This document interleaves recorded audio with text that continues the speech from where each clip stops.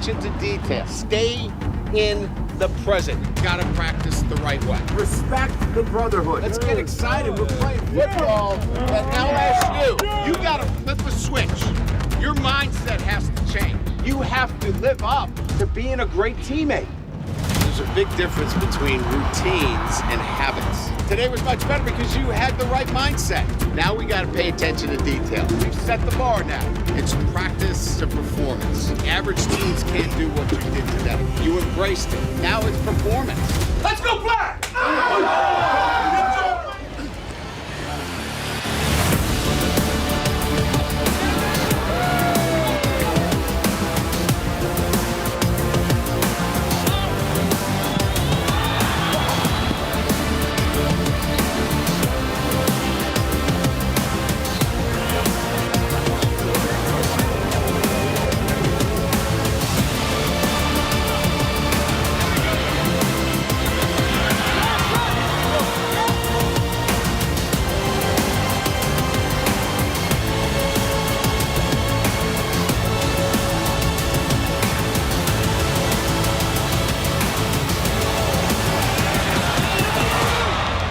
If you please buy into anything, understand that winning is about all these little things every single day.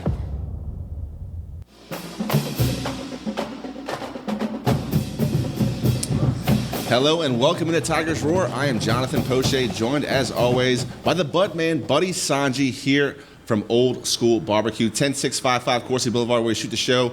Come check it out. Great food, great atmosphere. Caleb behind the bar serving up great drinks. A lot today on Tigers Roar. We're going to talk some LSU spring game, of course. It was this past Saturday. Alumni back in Tiger Stadium to watch this upcoming season, how it's kind of forming up. Coach Brian Kelly, his new staff, a lot of takeaways and observations from the spring game. We'll talk about that. The NFL draft first round is tomorrow, Thursday, April 28th. Las Vegas, Nevada, Bud, man, 7 o'clock Central Time. Expecting at least one LSU Tiger to get his name called on Thursday. We'll go over that. Of course, LSU baseball takes on Georgia this weekend. Played UNO last night, lost the ball game 9-4. We'll talk some baseball, that and a whole lot more here on Tigers Roar. And with that, we welcome in the Budman. Good to see you, JP. Good to see everybody. Hope you are doing well. JP, this is crazy. You got one in high school, and these kids are getting ready to get off here in a month. So it has been a very, very busy time. We hope that all of you had a very safe and blessed Easter.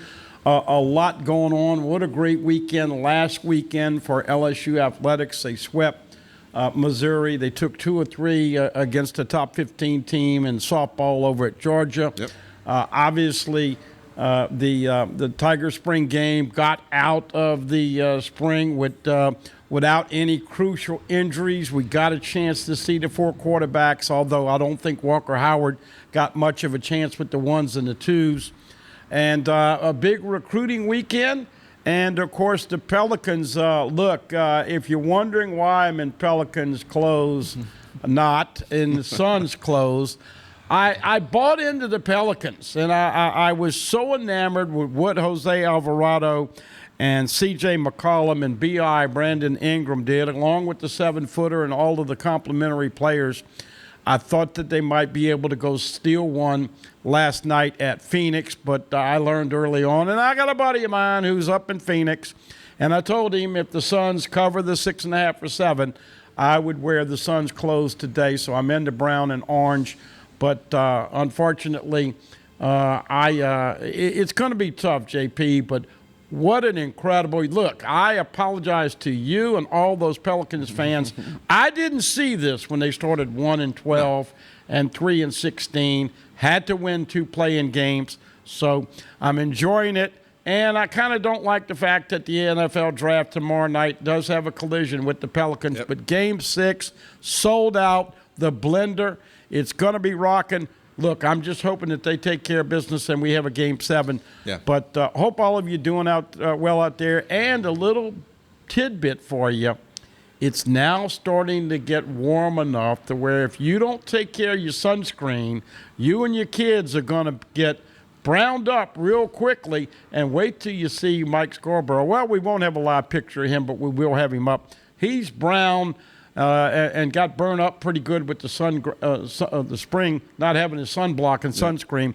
So we're getting into the summer months and winding down spring sports and hoping that LSU football is going to get everybody enough enthusiasm to be fired up for a 2022 football season. Well, spring football 2022 was this past weekend. The spring game was Saturday. Offense first, defense this time, a little bit different under Coach Brian Kelly. We'll talk about the spring game and a whole lot more after this first break of Tigers Roar. Before we take that break, though, I want to tell you guys, check us out on YouTube, youtube.com/Pelican Broadcasting, a great way to keep up with everything we do here at the Pelican. All the Tigers Roars, the Clarence Buggs shows, the Roger Kadar show, Overtime with Athletic Director Roman Banks from at Southern University. That and a whole lot more. Check us out on YouTube, youtube.com/Pelican Broadcasting. We'll be back right after this break here on Tigers Roar.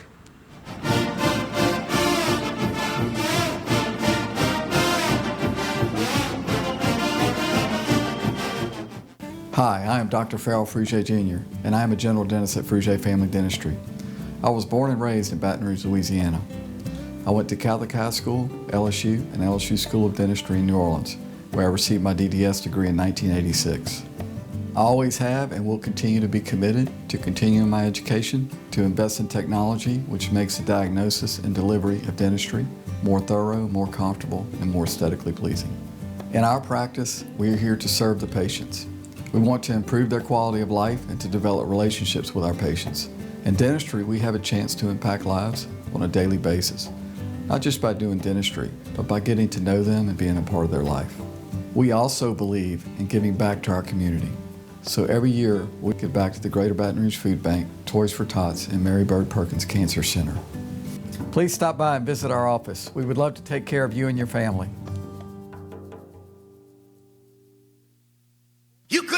Honda has won more U.S. News & World Report awards than any other brand in the last decade. And now you can add another one to the list, being named the best car brand of 2022. Come get your Honda today at Louisiana's #1 Honda dealer, Team Honda on Siegen Lane.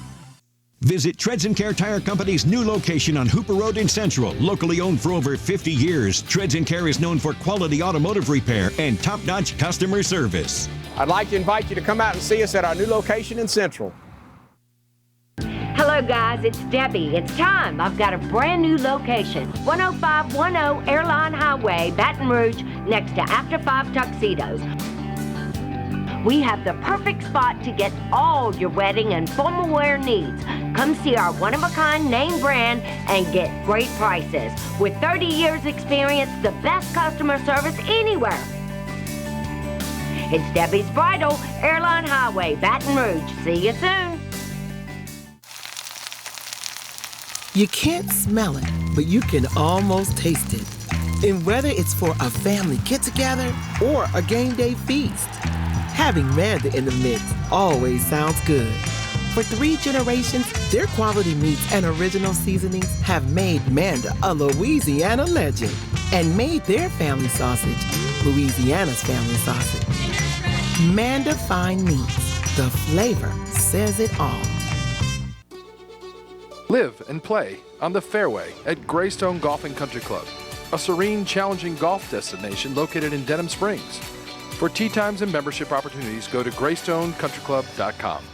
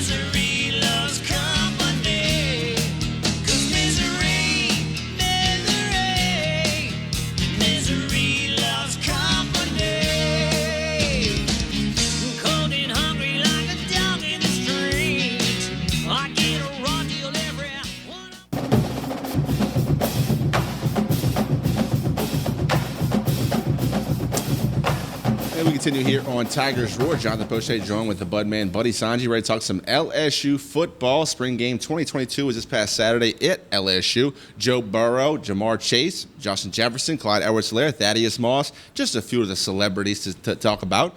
Joe Burrow strolled in with a big gulp. Probably drinking something we were talking about in the commercial break, Bud, man. It was Coach Brian Kelly's first, spring game, absolutely, but first time to be in front of fans, show how they run a glorified practice. It was offense versus defense, no white versus purple this time. I got the chance to see all four quarterbacks, as you mentioned. I thought all four played pretty well. If you went into the spring game with quarterback questions, I don't know if any questions really answered, Bud, man. All quarterbacks showed some good spots. Of course, the defense was very basic, only ran like one or two sets, no blitzing, one coverage, so Coach Brian Kelly said the defense really showed up with a lot of energy, how they wanted to start the practice. The offense kind of took it till halftime, get a little talking to come out with the right attitude. And after that halftime break, the offensive line really came out, opened up some holes, and those running backs looked pretty good, Bud, man. Yeah, for those of you who went, obviously it was an excellent opportunity to get back out to Tiger Stadium and enjoy the scenery, enjoy that luscious green turf with no divots coming up, and of course now they're getting ready to Detroit with the Garth Brooks concert this weekend. Look, the $64 million question, and I appreciate you setting this up because they were playing very basic. If you could get a word to classify the spring game in the format KISS, keep it simple, stupid, and that's what they did. Four quarterbacks. This is a talk everywhere. Yep. And not that I would ever preach to the fan base, but isn't it the craziest thing, whether it's the Saints, whether it's the Pels, whether it's the Tigers or the Jags, fans just like to go at it within the confines of that fan base. And this quarterback situation is going to fester all the way through the summer going into fall drills. Now, here's the kicker, JP. You got four quarterbacks, and all bring something differently to the table. Correct. Garrett Musselmeyer, I think, was a surprise as he really threw the ball on. He threw it with touch. He threw it to the right spots. Seemed like he had some leadership, made some good plays, looked better than he did last year, I think. Miles Brennan had his moments, and you can see Brian Kelly pumping up Miles Brennan. He didn't talk him back to LSU to change his body and change his attitude towards football for him to go get in the transfer portal in the next couple of days. And then you talk about Jaden Daniels, who only got here 3 days before spring football started. But, man, this guy is a glider as a runner. It might not be the prettiest tight spiral. He can't spin it like the other three quarterbacks can, but he gives you a run-pass option that Mike Denbrock, Joe Sloan, and Brian Kelly are going to have to use at some form or fashion come this September. And then you got Walker Howard, who really got a little bit of a bum rap because with the divided squads, he really didn't get the necessary reps with the ones and the twos. But you know Walker Howard can flat out spin it, throw it. He is going to be a great quarterback in the future. He's got that it factor. But, JP, as we know, is Brian Kelly going to get a reputation as a juggler? Can he juggle four quarterbacks and keep all of them from hitting the ground and getting into the transfer portal? Right. By the way, if you want to be a transfer and you want to play in 2022, you got to do it by May 1, which, oh, by the way, is this weekend. So I think all four have every reason to stay, but we know this is a new era, and I thought, and Mike Scarborough also thought that Nussmeier would be the guy that would leave. How can he leave after the way he performed? Miles Brennan continues to work on his body. We know the things that he needs to get better at. Daniels is just too good with the run-pass option, so you know they're going to have a package or two for him. And Walker Howard wants the red shirt. He got to get bigger and stronger. But everywhere I go, man, everybody wants to list these quarterbacks, and so I'm just hoping that the fan base will let the coaches go through this sticky situation because as we see every year, injuries and things happen. You get dinged, you get a concussion, you get an elbow, you get a knee or an ankle, and all of a sudden you go 4 like they did in 2019. 2 of them left, Justin McMillan to Tulane and Lowell Narcisse to UT San Antonio, and you went from 4 to 2. Going to be interesting to see how many quarterbacks are at on the depth chart and in camp for the fall camp. I'd love to see 4. Most people think you'll see 3, and I don't know which one would leave if that's the case. Well, having 3 or 4 is obviously better than 2, and having no clear-cut winner out of the spring, I think that kind of bodes well for the team and keeping a lot of those guys on campus. To me, I thought Nussmeier was good. You see the fire. He's got a lot of energy when he plays, throws a nice ball.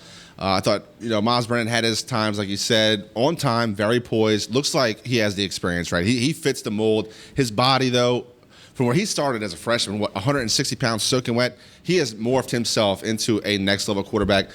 Hopefully he can stay healthy. I agree with you how you kind of saw Coach Kelly kind of coaching him up. We'll get to this in a second, but outside of Miles Brennan, another guy Coach Kelly really shouted out was Cole Taylor, the tight end. He knows tight end's a very slim position for the LSU Tigers, but he believes in Cole Taylor. We'll talk about it a little bit later, but a big surprise for me, even though the defense couldn't tackle the quarterback, Jaden Daniels looked very good with his feet. And, even though you couldn't tackle the quarterback, there were very big gaps that he chose to run into, and he had 15, 20 yards. He wasn't trying to break tackles either. This guy has the size to be an effective runner in the SEC. It's going to be hard to keep all 4 quarterbacks, and I don't know what Coach Kelly is going to choose to do. It's going to be fascinating to watch because every guy has their little contribution that the other teammates can't do. Jaden Daniels with his feet, I think that adds a huge aspect of the offense that the coordinators are going to love. Like I said, Miles Brennan with the poise, he looked like he had the experience. Nussmeier, I would not be surprised if Nussmeier starts week 1. That's how talented I think that young man is. Can he keep it all together between his ears? I know he has a great pedigree with his dad, being a quarterback's coach with the Dallas Cowboys. He's been around football his whole life. Still not sure about how he handled last year and sitting out with the bowl game. I understand it's a business these days for the kids. What a problem to have, though, Bud, man. To have 4 guys that can win you games in the SEC in the quarterback room, that's a good problem to have. We'll see how Coach Brian Kelly navigates this. Want to move on, though. Well, let me just say this. There's one other group we didn't mention. Who does the locker room want? Who do the players want? Right. And I think this is where you start to separate when you see what you do in the weight room, what you do in the film room, and what you do to throw, pitch, and catch with those wide receivers and QBs in the offseason. Brennan needs to continue to fine-tune the little things. He's been a statue. He sometimes has problems when there's pocket, poise, presence, and look, with LSU's offensive linemen, you want to have some escapability. As you said with Nussmeier, the light has come on. Can he continue to not have turnovers? And then Walker Howard is going to get bigger, stronger, and better as the months go on. Cole Taylor. This is going to be an offense, folks, where you're going to see the tight end used. You're going to see the running backs used. I love the way the running backs ran. Defense, it's going to be fun. This is basically almost a brand-new team with across the board on the offensive line. Other than 1 or 2 players, you're talking about fresh start. How about Will Campbell going to start at left tackle? That's a true freshman. He looked like and an early enrollee. He's the real deal.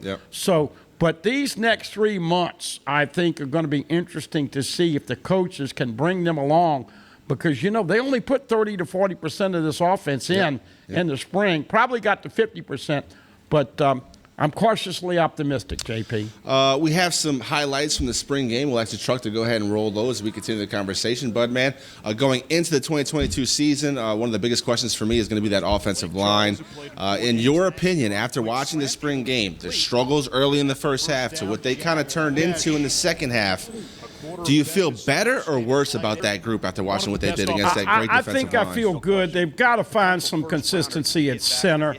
Of course, 69's been running and being the starter all spring, but he's going to get competition with Garrett Dellinger. They'll cross-train Dellinger at center and offensive line, and also Marlon Martinez. Here's Ezekiel Mata. Remember him. Now, he makes this 48-yarder here, but Nathan Dybert is coming in, and I've done research on this kid. I think this kid, Nathan Dybert, who's also a lefty, is going to probably be the starter. And once again, here's some of those defensive plays earlier on with Miles Brennan and all of the other quarterbacks having their turn here. This is a nice play by Walker Howard as he had some pocket presence and scrambled for the first down. Getting back to the offensive line, Bud, man, Emory Jones still has not reported to and he's going to be a player. I believe he'll have a chance to at least compete for that backup role. I agree. I feel pretty good about at least the two deep for the LSU Tigers. That second backup, they see John Emery, who looked great in pads. It's good to see number 4 back on the field. 220 without an ounce of fat. Yeah, getting back to the offensive line, Will Campbell, the freshman, as advertised, looked like a mammoth of a man on the field. Good feet, did a really good job with the left tackle spot. I thought when the offensive line really got going, it was behind Will Campbell and number 58 in Cardell Thomas, who looked pretty good. His feet were moving pretty good for that big man. Yep. Tremont Shorts at left guard and Miles Frazier at right guard have been really good, solid contributors. There, once again, Jack Bash. Actually, that was Cole Taylor, but Jack Bash had a couple touchdowns. Cole Taylor was a surprise. Mashburn had a little bit of a back problem, so they used Taylor more. LSU is going to throw to the tight end. They're going to throw to the backs out the backfield. And Josh Williams, Trey Bradford, and Armani Goodwin. That's the reason John Emery participated. There are a lot of backs that can run with a low center of gravity and a lot of yardage after the catch. There's Armani Goodwin, who was hurt all of last year for the most part, getting into the corner end zone for a touchdown. To me, all of the running backs looked really hard to tackle. Goodwin ran with great pad level, ran over a couple guys. Josh Williams, very underrated as a ball carrier. He ran hard as well. And Trey Bradford, I mean, the guy just breaks long gains. Every day at practice, Coach Kelly said he'd be good for a couple wins during the spring game, and he didn't disappoint. Had 2 runs over 20 yards. That was a great catch right there.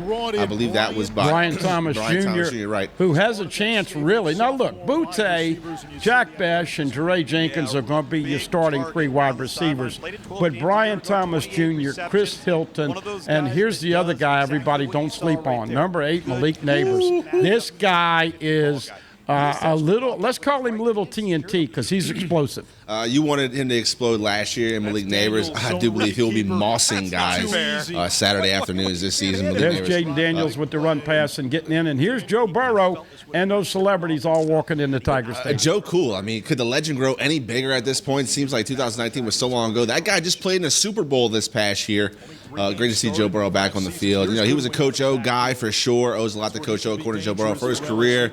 Understandably, Coach O brought him to Ohio State, but good to see him building a relationship with Coach Brian Kelly.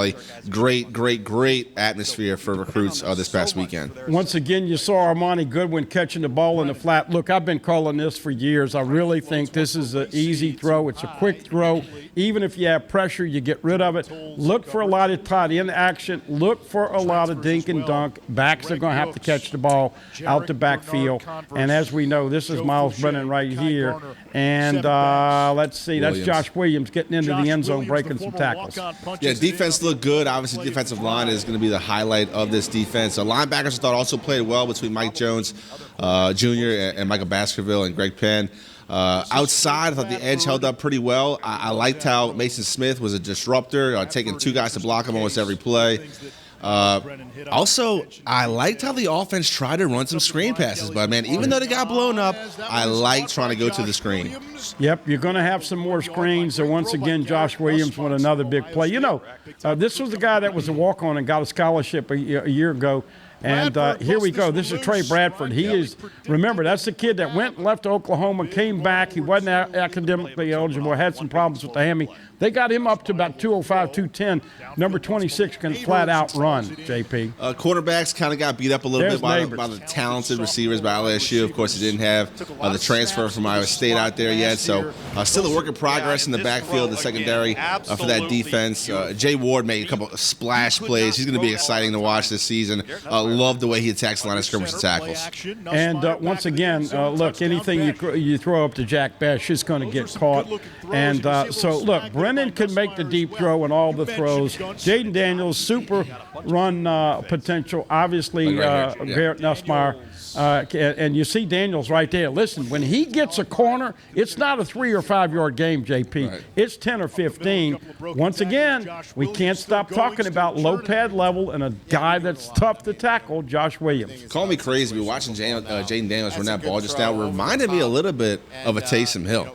Possibly, can he work himself into a spot for Coach Brian Kelly's offense where he has his few set plays, he comes in the red zone to run a zone here and there. I think that would work out nice for Mr. Daniels. Yeah, I've heard that comparison, and I understand it, except that there's one problem. He's about 40 pounds lighter than Taysom Hill. But they're trying to get him, and here's a deflected touchdown for once again. Look, Malik Neighbors is going to be a star at LSU if he can just stay healthy. Yeah, that concentration catch is not easy to make, especially when the defender puts his hand on the ball first. The path of the ball changes. You tip it up to yourself. Get 2 feet in. NFL catch right there. Here's another touchdown right here. I love the wheel route. That's a little Corey Norman. He is a walk-on running back, number 23. And Walker Howard with an excellent pass, and he got into the end zone. Once again, there it is. And this is what I like so far and what we've seen in spring ball. They're going to put their difference makers one-on-one in space against linebackers, against safeties, against corners, and get rid of it quickly. I like, as you saw those running backs, they all got some shake and bake, but they all – and listen, John Emery, let's just clear this up. We saw John Emery with a bad ankle. He was in a boot a week before the spring game. JP, you see 27, you see 26, you see 22. Is there any reason for Corey Kiner, 21, to stay around? No, that was a good decision on his part. Agreed. He wouldn't break this depth chart what they have. But Emery doesn't want everybody talking about them, and so he played with a little pain, 220, and if he can get that ankle fully rehabilitated, he's going to class, he's doing the things academically right, they're doing it the right way. 6 foot whatever and 220. This is his money year, JP. Yep. All right, it was Coach Brian Kelly's first spring game at LSU. We come back from this break. We'll let you hear from the head coach himself. Don't go anywhere. You are watching Tigers Roar.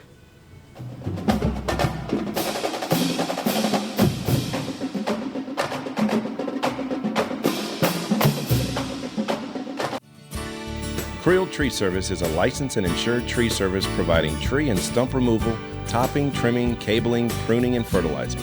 We have free stump removal with takedowns, free estimates, affordable rates, and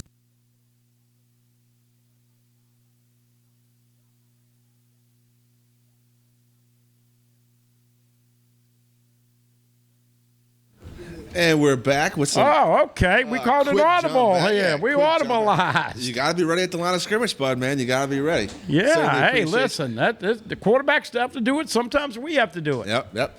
While we have a minute, we'll remind you guys, you can see it right there on the graphic. Check us out on YouTube, youtube.com/Pelican Broadcasting. It's a great way to keep up with everything we do here at the Pelican. We have something in the works. Just want to let you know, bud, man, something's in the works here at Pelican. Something very exciting, maybe a blast from the past, if you will, a familiar face for some of you out there. Tune in soon because we have something special in the works at Pelican. But check us out on YouTube, youtube.com/Pelican Broadcasting. You got the Roger Kadar Show, the Clarence Buggs Show, Tigers Roar, Rocket Right, Overtime with Athletic Director. I can never say that right. Roman Banks from Southern University. That's a great show. They have coaches on. They have great guests. Check it out, youtube.com/Pelican Broadcasting.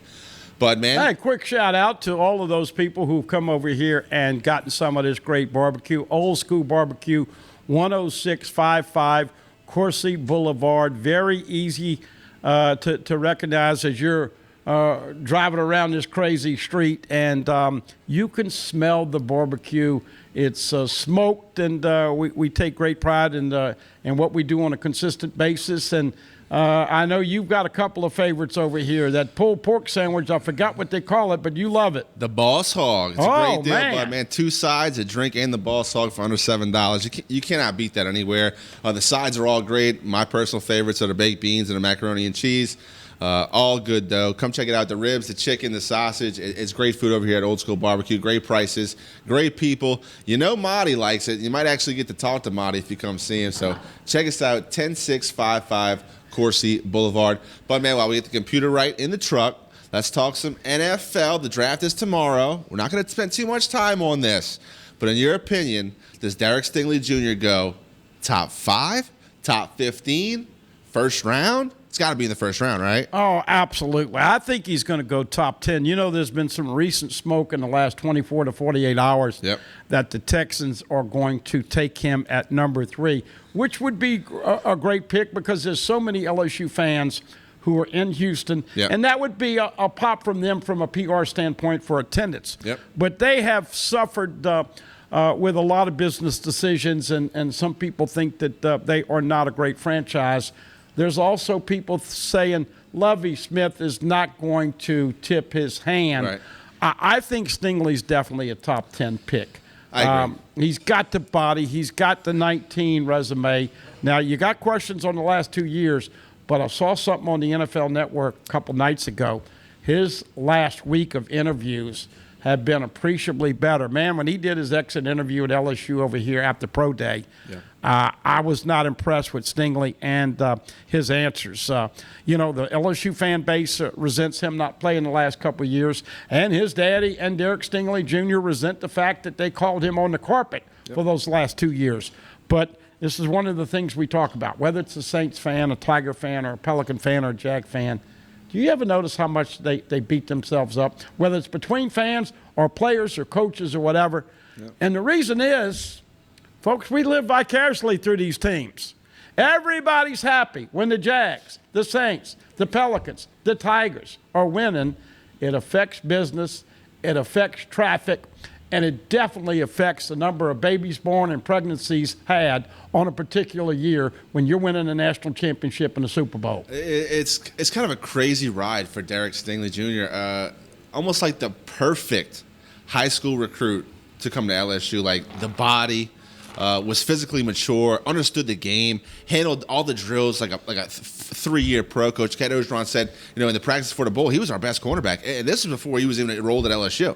Then the 2019 season, awesome freshman campaign, had interceptions in against Georgia in SEC championship. Had the pick against Auburn, pick against Florida. They come back for his sophomore year. We've seen slumps before, but when you're injured the whole time, you play half the time, people kind of forget about how good you are. And I've seen the label thrown out there as the draft has come closer. There's been talk about, is he a quitter? Does he have the drive? Is he that fire in his belly? Does he really want to be great? I think those are fair questions because of how many games he's missed. But you got to remember how special that kid was on a 2019 team that went undefeated. He was the best player in the secondary as a freshman. As an 18-year-old kid, he was 18 years old that entire season. I think it's kind of unfair how it played out.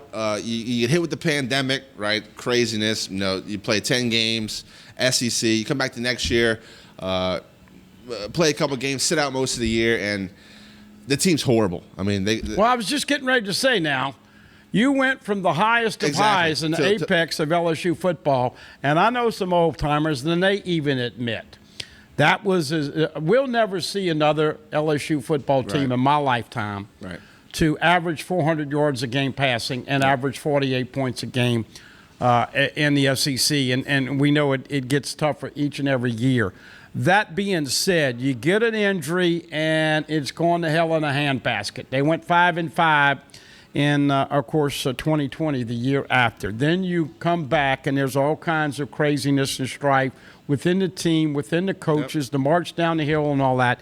You get injured again, and the question is this.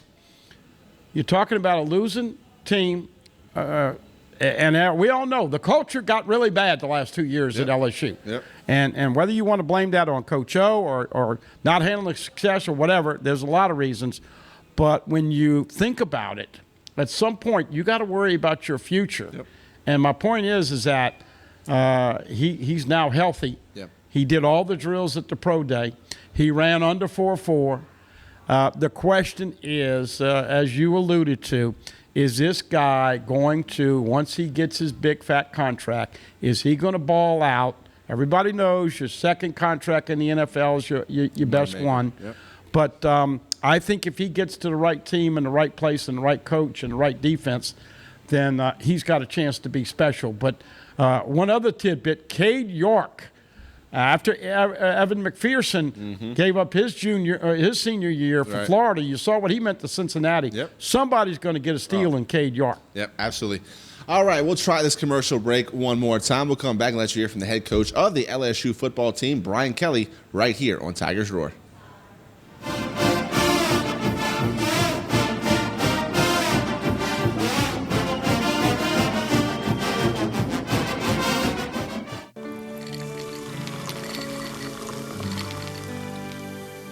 No one can stop me when I taste the feeling. Nothing could ever bring me down. Nothing could ever bring me down.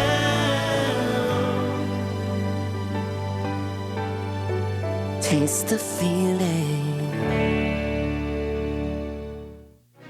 The Post on Church Point Road in Gonzales would like to invite everyone to their newly renovated events hall, a beautiful 9,600 square foot facility that features a 5,500 square foot main hall and a separate 600 square foot conference room.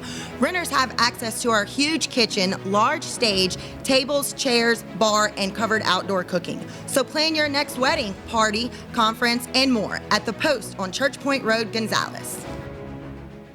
Hello guys, it's Debbie. It's time. I've got a brand new location. 10510 Airline Highway, Baton Rouge, next to After 5 Tuxedos.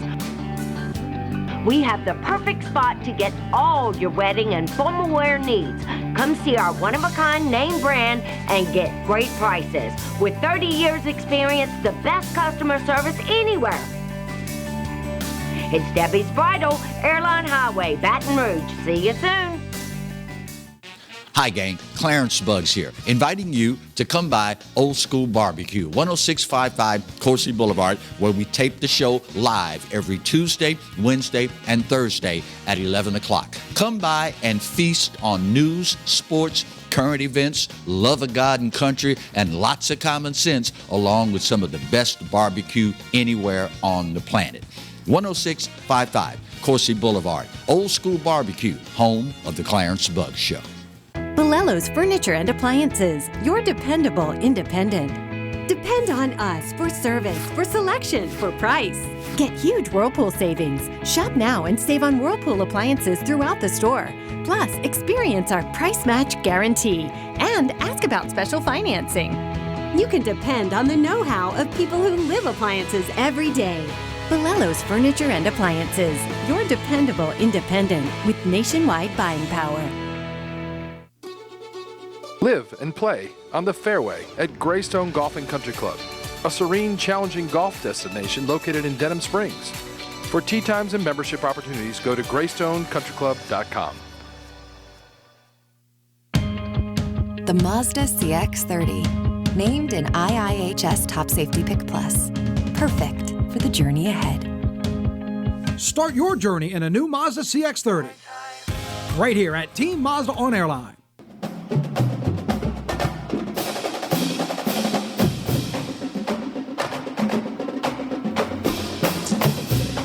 All right, we continue here on Tigers. We're talking some LSU spring football. It was Coach Kelly's first as a head coach of LSU. Got to do the Tiger walk down the hill. Had a pretty good crowd for that. But at 10:45 on a Saturday when the game is at 1 and the gates didn't open at 12, they will – and how cool is this? Do you realize the first Tiger walk that he does that's real – is going to be down the hill when LSU is playing Southern. What an incredible weekend. That is going to be bonding this city, bonding the Jags and the Tiger fan bases.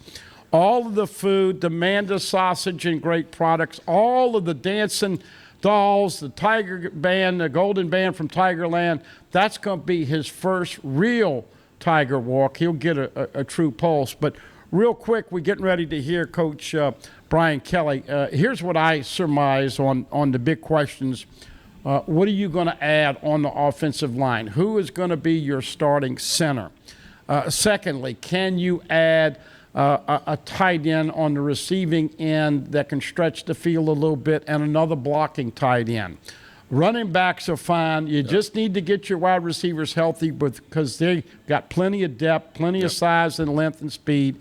Then you get over to the defensive side of things. Good depth on the D-line. Got to have a little bit more depth at linebackers. And this secondary, you've got three guys that are not the tallest now. Greg Brooks is the corner playing in the slot. He's 5'10". Joe Fouché is one of your safeties. He's 5'10". Jay Ward has played well. Major Burns is coming back, so they got a little more height there.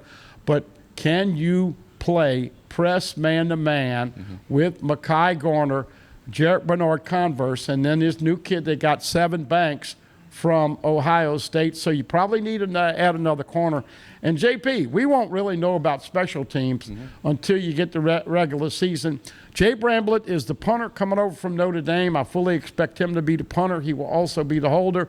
I expect Nathan Dybert to be the kickoff man and the PAT and field goal man. Slade Roy comes in as a deep snapper. Malik Neighbors and Chris Hilton are going to return punts. And then you got some kickoff returners. So Brian Polian, of course, the son of the well-renowned Bill Polian, the GM, who's in the Hall of Fame. He is a great recruiter. He's a recruiting coordinator and a special teams coordinator. But this is something right now still very much a work in progress.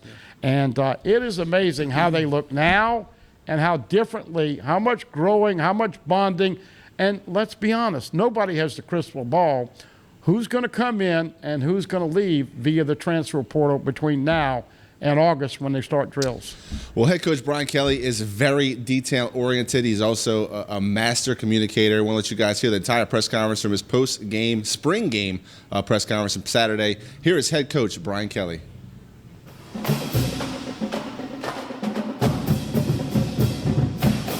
But I think from my perspective and talking to our staff after the spring game, we accomplished what we wanted, and that was to try to create as much as possible game-like situation. I wanted to see how our guys reacted to a game-like atmosphere.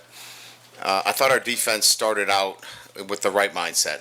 They came out with good energy. I did not think our offense did. We had to get them thinking right at halftime, and you saw the result of that. I thought they came out in the second half with a better mindset. So, those are important things, right? You want to get those accomplished in this kind of scenario. I don't want to do that in the opener. So from that perspective, mission accomplished in trying to create this game more than just a practice. Too many penalties, things we've got to clean up from that perspective. And, I think that, by and large, there was, a lot of plays out there that, can be, for us, evaluated that gives us an opportunity now to know our strengths and weaknesses. So when you step back and look at it, I feel really good about where we are in our evaluation process moving forward, and that's what you want, going through the spring. So with that, I'll open up to questions. Coach, how important was it to get the run game established the way you guys did? Do you feel like that's going to be part of your team's identity? Yeah, so when we came, in here, I think we all knew that one of the areas that was a must was that if you're going to have any success, you have to strengthen the offensive line here. And so it's been a point of emphasis, and we've got to run the football. If you're going to win the SEC West, you have to be able to you got to be able to run the football. And today's not, we're not here to bang the drum and say we've arrived, but there had to be some semblance of we've made progress in that end, and I think we can say that we did, and we emphasized it, and now we can go and look at, all right, what are the things that we do well, and what do we need to do better, and so I think that that's the exam, right? What did we learn from the spring? What did we do well, and what can we do better? Yeah, Brian, right here.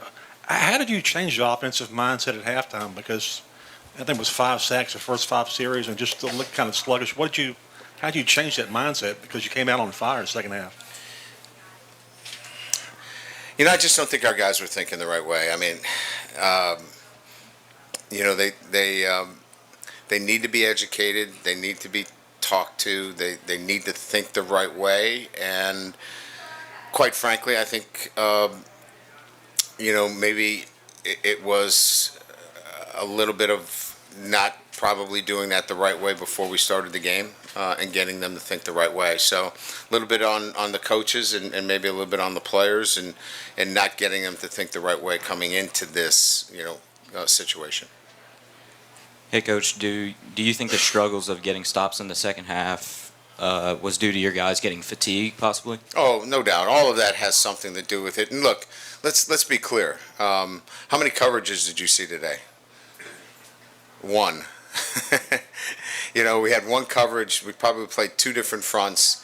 So, you know, we lined up very basic today. And so by the second half, you know, the fits were easier. The line was very comfortable. There was no movement up front. You kind of can get my drift here. So by that time, we better have some movement up front. Coach, right here in the middle, Shea Dixon with 24/7. How do you balance Nussmeier being a young guy and, you know, you want him to maybe correct things in his game as he grows with being a talented quarterback and going out there and, you know, throwing well? Don't overcoach it. I mean, you can get, you know, it can be, you know, paralysis by analysis, right? You know, you start to overcoach that, and then he starts to pull back a little bit, and then you lose a really good quarterback too. So you've got to be careful there.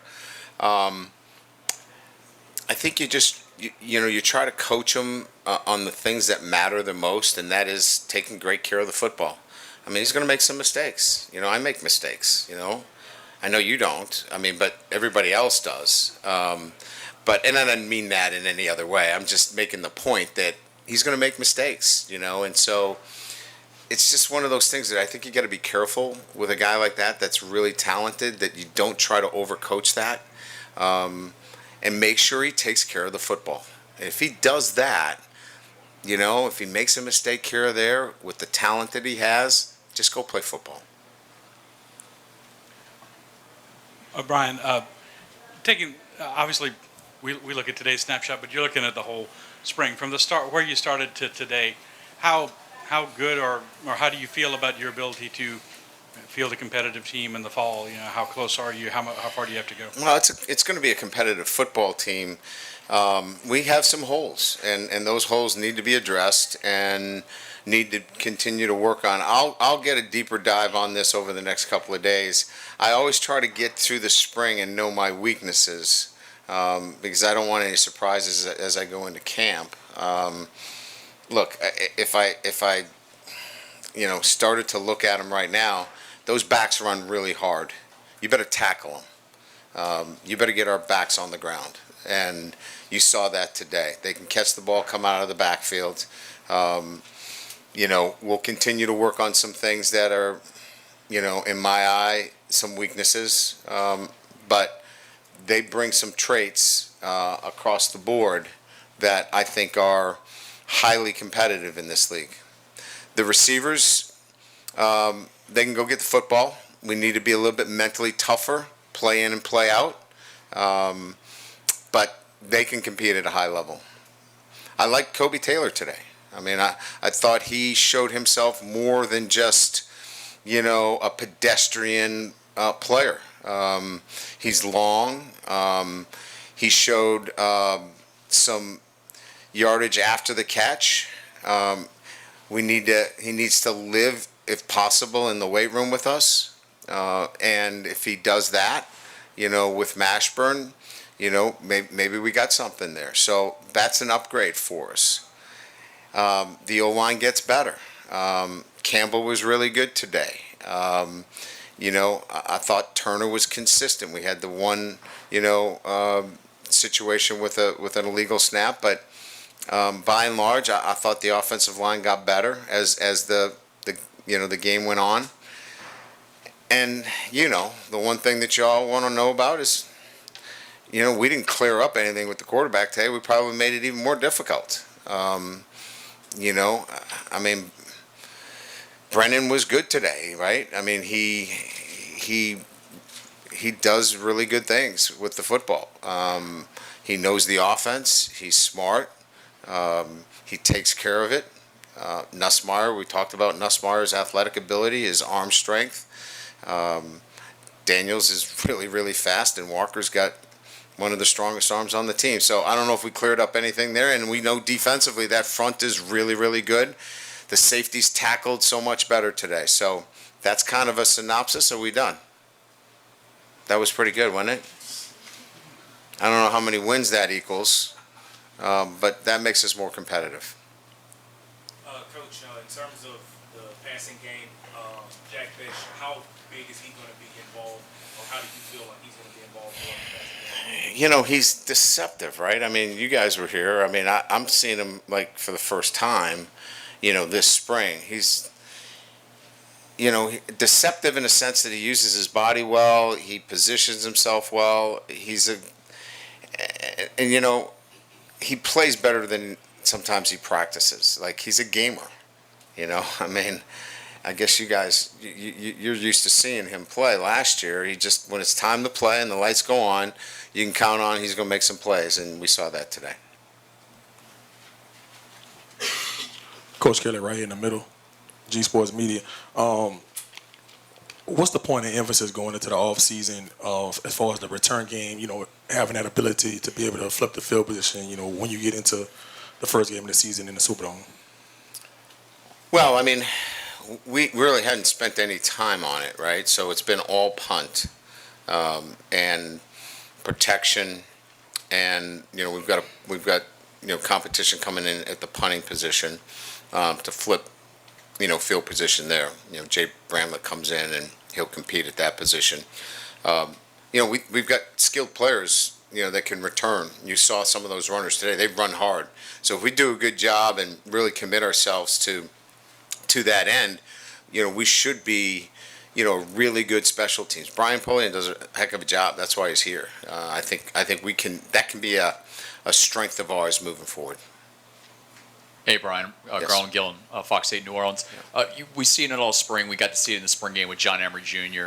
Is the sky the limit for this kid in the fall? Because when he came out of Destrehan, he was highly recruited, and he's kind of had some down spurts, obviously, the academic problems last year. But it seems like everything's going in his direction going into this fall. I was really impressed with him today. He was probably, I don't want to give you an exact percentage because I'm not sure, but he was less than healthy. I mean, most would have said, why would you play him today? But he wanted to go. I mean, because, he was like, look, I'm going to get banged up during the season. I want to know what it's like not to play 100% because I'm not going to be 100%. And so just kind of that kind of mindset, says a little bit about him. And he wanted to get out there, and, I was proud of him. He fought through, not being 100%, and we saw what kind of back he is, even banged up. All right, Coach, has time for two more. We got Ed and then Jacques. Coach, in all the time that you've been doing this, have you ever played two guys before, and if it was like super close, would you consider doing that? I had to answer.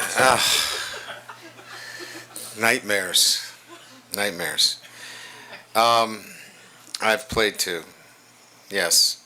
I think LSU when I was at Notre Dame in the Music City Bowl, I played two. It's not easy. I mean, it's not easy. I mean, it has to be a situation where you have to do it. I'd much rather just play one quarterback and try to fit the offense to their traits, over somebody else. The two quarterback situation is so difficult to manage, honestly. Jacques, you got the last one. Hey, Coach, here in the back. Can you talk about Joe Burrow, Jamar Chase, all these guys coming here this weekend, getting them involved in the weekend, and just how have you gotten to know them? Yeah, I'm a little salty about the whole thing. Joe Burrow, when I was in Cincinnati, I had a petite filet named after me at Jeff Ruby's Steakhouse. He's got like this massive steak with crab etouffee on it. Like, really? I mean, oh, that's right. He won a national championship here, didn't he? No, we were kind of kidding back and forth. There's a steakhouse, Jeff Ruby's in Cincinnati, and I was envious of the steak that's named after him. We had a great time and got a chance to talk a little bit about, just his time here, right? And how much it meant to him. And being a guy from the Midwest, and certainly having spent time in the Midwest, how much that transition for me and him, there's some similar paths. And, we're kind of sharing the same experience, how much we both have enjoyed it. So it was really good to have that conversation with him. And then Jamar is just such a nice young man. You can see how, he was embraced here. Both of them. So it was nice to connect this week. I did a couple of L Club events, and to see our alums back in town, hundreds of alums. It's nice to see that bridge that has our alumni coming back to town and being part of LSU and LSU football. Thank you. Appreciate it.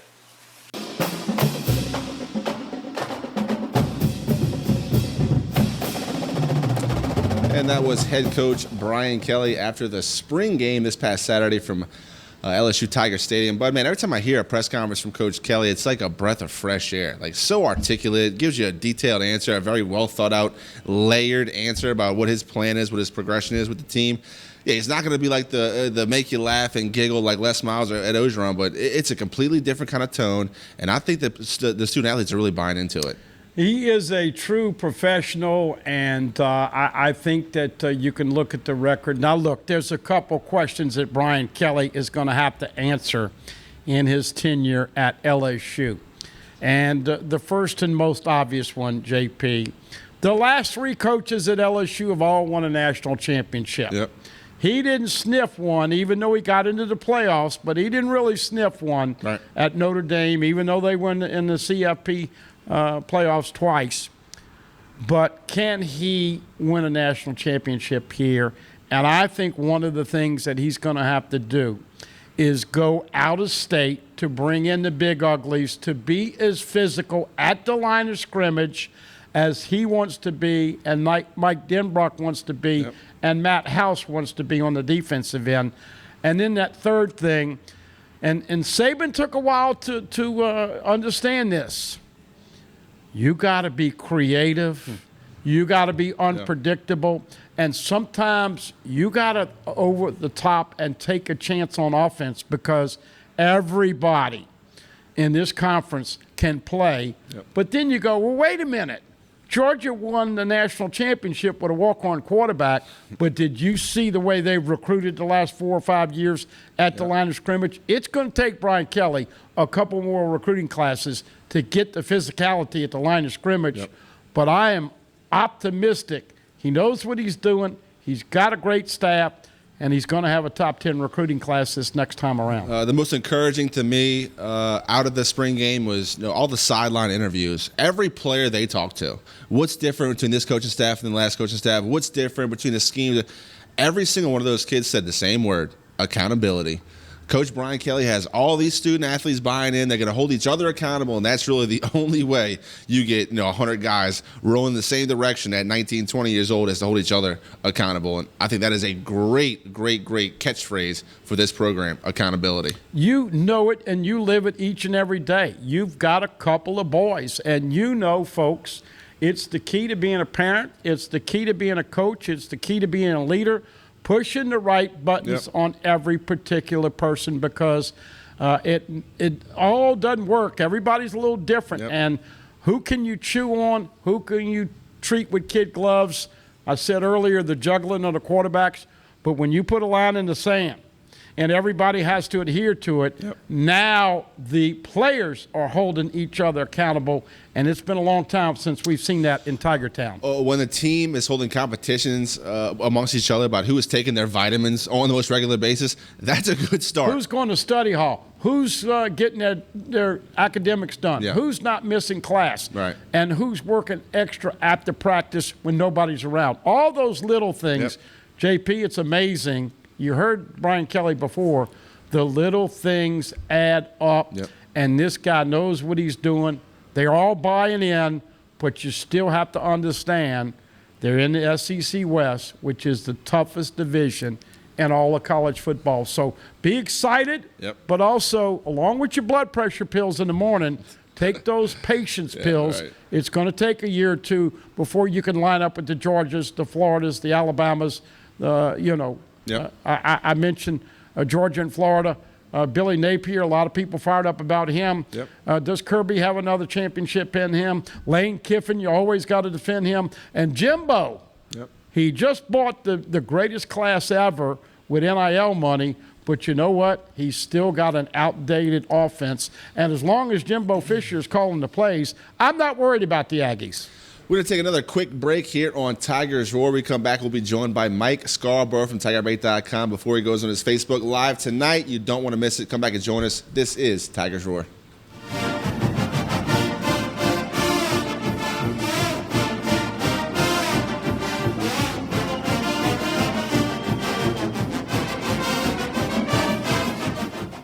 Sometimes life is wonderful, and sometimes it's not. Cherish the good, but always be prepared for life's challenges. At Private Healthcare, we provide the peace of mind you deserve. With Private Healthcare, you'll get the coverage you want and healthcare you need. If your employer doesn't supply healthcare coverage and you don't qualify for Medicare or Medicaid, you need to give us a call right now. Private Healthcare is private health insurance for ages 65 and under with medical, dental, vision, and even prescription coverage. When life comes at you unexpectedly, you need to be ready, and health insurance is your financial safety net. Health insurance has never been so easy and affordable. If you're looking for health coverage at the best price and your annual household income is $35,000 or more, call the number on the screen now and speak with a live healthcare consultant. Don't wait. Get the coverage you need now. Hello guys, it's Debbie. It's time. I've got a brand new location. 10510 Airline Highway, Baton Rouge, next to After 5 Tuxedos. We have the perfect spot to get all your wedding and formal wear needs. Come see our one-of-a-kind name brand and get great prices. With 30 years experience, the best customer service anywhere. It's Debbie's Bridal, Airline Highway, Baton Rouge. See you soon. Visit Treads & Care Tire Company's new location on Hooper Road in Central. Locally owned for over 50 years, Treads & Care is known for quality automotive repair and top-notch customer service. I'd like to invite you to come out and see us at our new location in Central. They said I could find you here. Why are you fishing? Our company's got to ship out 2 full color brochures and 20 color copies. You're killing me. It's done. Designed, printed, packaged, and shipped. How? You just got to know the right people. Baker Printing, the printing people. How come you get to fish in this private lake? Like I said, you just got to know the right people. You can know the right people too. You can't smell it, but you can almost taste it. And whether it's for a family get-together or a game day feast, having Manda in the mix always sounds good. For 3 generations, their quality meats and original seasonings have made Manda a Louisiana legend and made their family sausage Louisiana's family sausage. Manda Fine Meats. The flavor says it all. Hello. Hola. Ni hao. Experience what the Baton Rouge International School can offer your children. Now welcoming displaced students for short and long-term stability.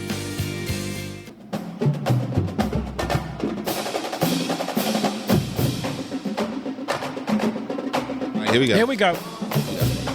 And we always have a lot of fun in the commercial breaks, and we are always happy when we are joined by the recruiting guru. And JP, I tell you what, it's a shame we don't have a live screen shot of Mike because he is tanned and he has been working hard, and he got a little bit of a burn out at Tiger Stadium, but he was right there in the thick of the action, and let's give Mike a lot of credit for the job he did in spring.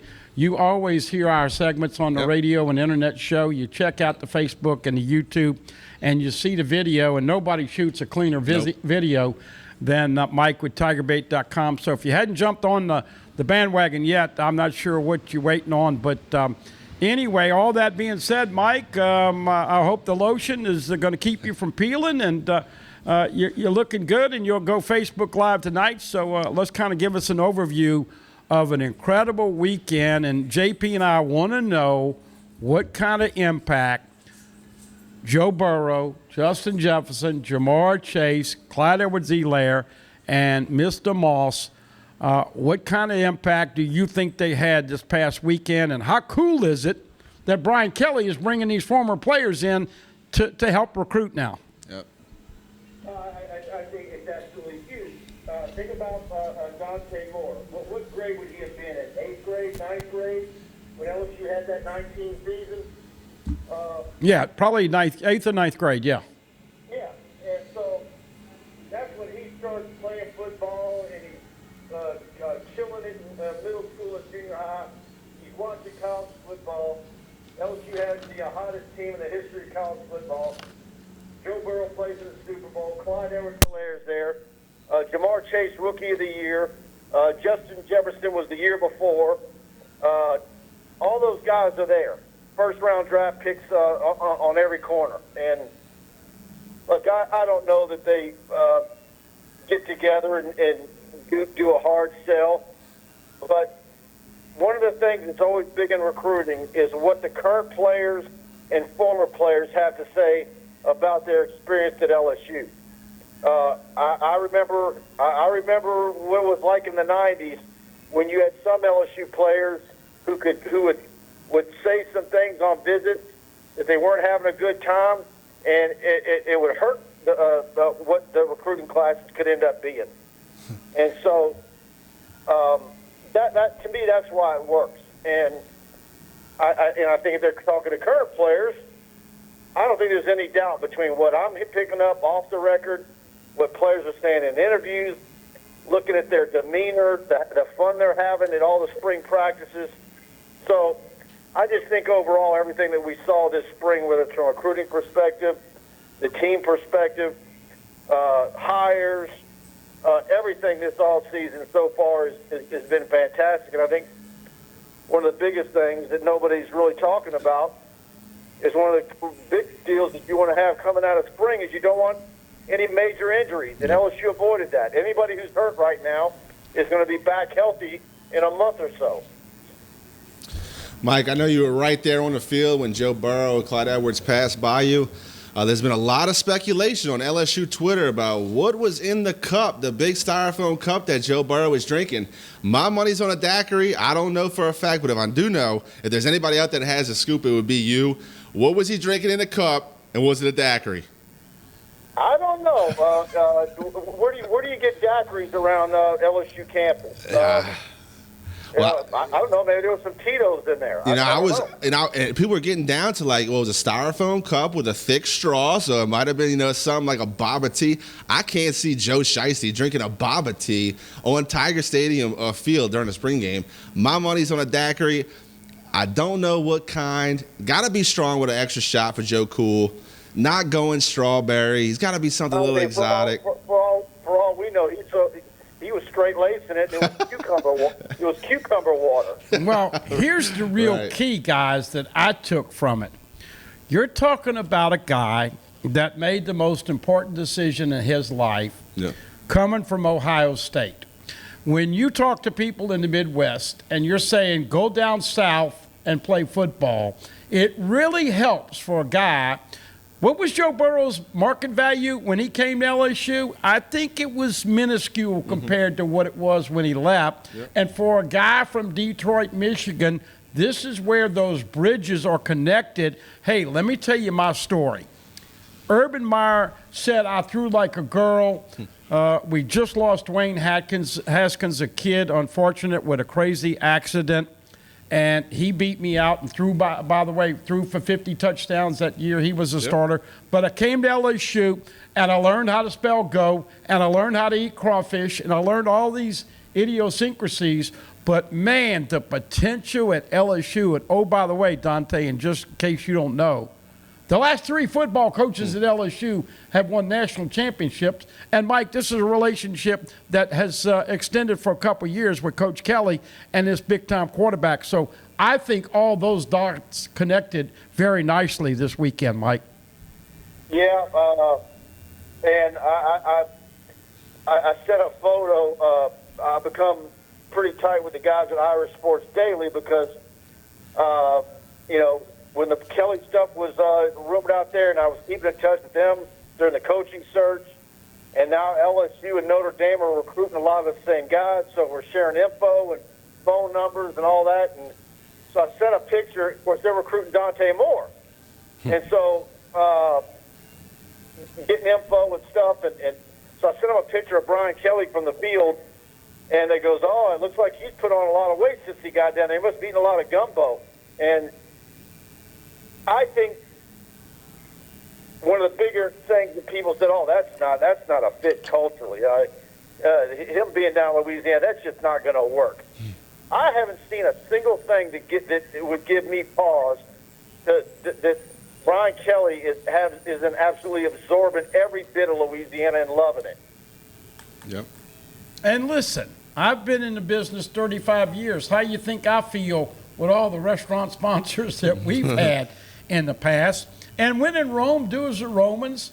And I think Brian Kelly is going to hit the golf ball. And Mike and I have had a lot of fun, JP, because after practice one day, and oh, by the way, other than one deluge and really bad rain out where they went indoors, I called Mike. It was Quagmire. It was raining cats and dogs at 4. I said, I'm not going.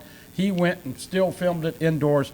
But other than that, we had great weather for the spring game. And one time after practice, Coach Kelly said, "Yeah, it feels like San Diego over here." Of course, Right. Scoreborough's poking me going, wait till he This gets to idiot. June or Right. July.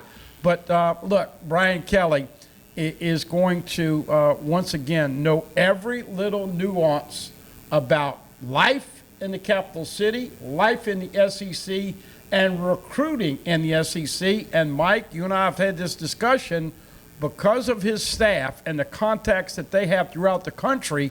LSU is going to be more national recruiting than just regionally. Agreed? Yeah, I agree. And of course, we're seeing a slew of offers today. The staff is really hammering the state of Texas right now. A couple of offensive linemen for the class of 24 have gotten offers. In fact, one of them's messaging me now while I'm talking to you. So it's there. But I know a lot of people are wringing their hands a little bit, kind of concerned about Louisiana. But we know what the 22 class was in the state, but 23 is looking a little thin right now. And so a lot of people think, oh, well, they're not ignoring Louisiana. Louisiana is thin. You've got a couple of offensive linemen. You've got no defensive linemen. You've got a couple of quarterbacks that you're not really in pursuit of. I don't think Arch Manning will even visit LSU officially. You got a couple of running backs. Trey Holly, I put in a prediction for him to LSU on Saturday. So, and then you got Caleb Jackson at Liberty. No tight ends, so they're recruiting. You've had multiple tight ends from up north come down here, and that's where you have to go to get them. You have to go up north to get those kind of tight ends because they just don't grow here. Yeah. I know David LaFleur's got a son, John David, who was a ninth grader at Sulphur last year, who I'll be trying to get out to see as soon as possible. He's already like 6'6", is a ninth grader. But so they know where they've got to go, and but I think May spring evaluation period in June is going to be big for finding other Louisiana kids. You had Caden Jones on campus Saturday, the big offensive lineman from De La Salle, who I saw last season against Brother Martin, and I think he's got a ways to go. But what's good about him, is he might be a big time player in 2 or 3 years. So if they're going to give you either you're able to get as many as you want up to 85, or if they're going to give you 25 plus 7, then maybe you can take extra guys like that from the state that you think might take 2 or 3 years to develop. Mike was talking about Coach Kelly learning to enjoy the delicacies of South Louisiana, and I wasn't able to be at the last a couple of interview sessions, but one of the things that he mentioned is that, look, Nick Saban's busy and I'm busy, but we've had discussions both, before he took the job and afterwards. And, of course, I had a two-parter about recruiting. What's it like for him to recruit at LSU in the SEC West? And, oh, by the way, Coach Kelly, did Nick Saban tip you off and tell you to be an elite recruiter in the SEC, you have to perfect your dance moves and skills? I mean, Mike, those Notre Dame people must be freaking out to see this guy dancing with recruits when that kind of personality and that kind of behavior wasn't even thought about in South Bend. Well, look, that's one of the perks of being wealthy later in life. You get to go and reinvent yourself and go across the country to a whole new way of doing business, a whole new way of life in Louisiana, and absorb it all, buy a fancy house, have a great job, have everybody think you hung the moon, and how many 60-year-old plus guys can do what he's doing? And I think he's loving it. I absolutely believe it. And I like when he comes into press conferences with a sense of humor. Right. I think now people are starting to realize when he starts talking and he looks like he's serious and he's kind of saying something off the wall, people are starting to understand his dry sense of humor. Right. And, like had they had the actual visitors in his house on Friday, I assure you, if somebody would have said, well, what was on the menu, Coach? He probably would have rattled off all the finger foods, whether they were carving roast beef or crawfish, whatever. I think he's having fun with everything about the habits and the things that you do as a Louisianan. One other tidbit, JP, he enlightened all of us, and it just goes to show you his attention to detail. And Mike, maybe you knew about this rule, but I certainly didn't, JP, and you probably wasn't aware of it. But if you live within a mile of the stadium and the campus, you can have unofficial visits over to your house. And when Glenn Gilbo asked him about the house, he said, that's one of the reasons we got the house. We can entertain, we can host on unofficial visits.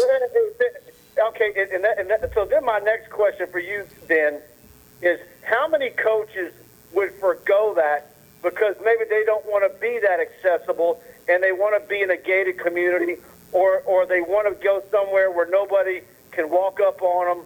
Whereas it sure seems to me like Kelly's probably, out in the front yard, talking to the neighbors at night while they walk their dogs. Well, and listen, I hate to throw in one more little piece of scoop here, but it wouldn't surprise me, JP, to see if Brian Kelly took Justin Jefferson by the side when he was in and said, hey, man, teach me how to can gritty. You help me work on the gritty a little teach bit? Me, yeah, that's right.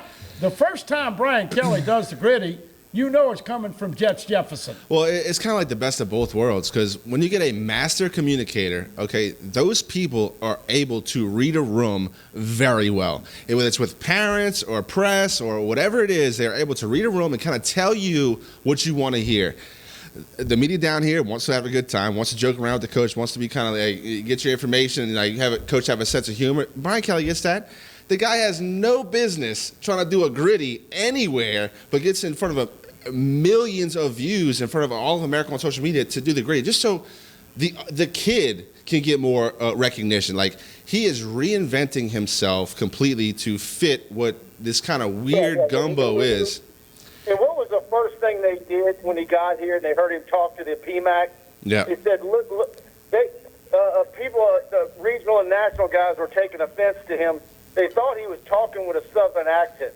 Believe me, I pay attention to stuff like that. Yep. If I would have thought that or heard that, but what they don't get is, if all of a sudden he mastered a Cajun accent and he started talking that way, people down here would go crazy. Mine would be blown. Yeah.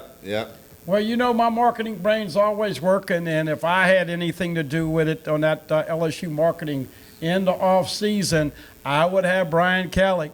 I'd have him recruiting. I'd have him doing the gritty, and I'd have him singing "We Are Family" by Sister Sledge, because they all made a big deal about the way he said family. And Mike, when you get JP, when you get a 10-year contract for $100 million, this is going to be the place where he wants to do something that he hasn't done yet, and the 3 previous coaches have done. Yep. He wants that challenge. And Mike, as we know, it starts with recruiting at the line of scrimmage, and you're rebuilding this house. It's going to take a while. But I don't know one person that's not all in on the process, the alignment, and the accountability that Brian Kelly and his staff have brought to the table, Mike. Absolutely. And, I think, look, I saw his post-spring game YouTube video continues to get hits, and with that comes a lot of comments. And there were some new ones that arrived today that were very true. LSU played Notre Dame several times in bowl games, and he beat LSU both times. And, of course, you're seeing the bowl game press conference, and I'm sure most LSU fans thought he was a stuffed shirt and, straight-laced and boring and vanilla, whatever you want to say. But I think being at LSU has freed him up. And so now you've got a guy who's very intelligent. What do they say about his score on that test or whatever? So he can put on a tuxedo, but he can also get underneath one of those white tents and peel some crawfish and drink some beer. So when the Notre Dame guys say, I don't know who that guy is, when they see him dancing with Walker Howard or Danny Lewis, because he never did anything like that up there, I just think that the whole atmosphere and whatever the way of doing business down here is a breath of fresh air for him. The perception has changed tremendously for him. And here's the carryover. It sounds like we're throwing him an apple. By the way, I do have a dozen golf balls for Coach Kelly as a media gift. He gave us more access. JP, this was the first time in 25-plus years that we were able to go in. And it wasn't actually a scrimmage because they just are low on numbers and building depth, and they're not at the spot where they want to be. But there are 12 golf balls. I got not one sleeve, but 4 sleeves, 12 golf balls, 12 regular season games. I'm going to give him 1 golf ball for every game that he wins this year.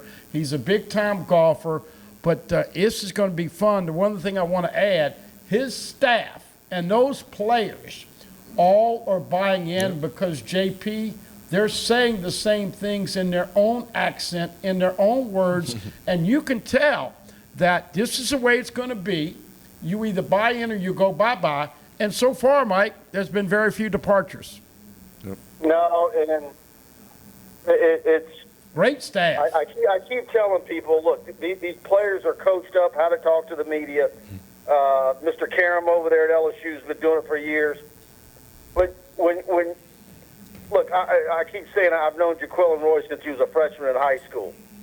When you start asking him questions about what the differences are, I can see it in Jaquilin's eyes when he's talking about different things, whether it's strength coach, And every one of those kids that have been in the program for the last year or two, they all want a coach that's going to give them the structure. The coach is going to have rules, and these are the ramifications.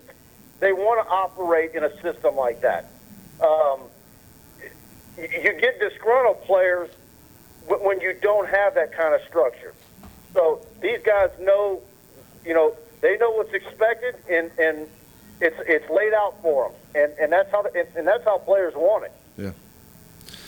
All right, Mike, last one before we let you go. Yesterday it was announced that Nick Brissett was appointed to the Director of Alumni Relations and High School Outreach. You like this move by the program, right?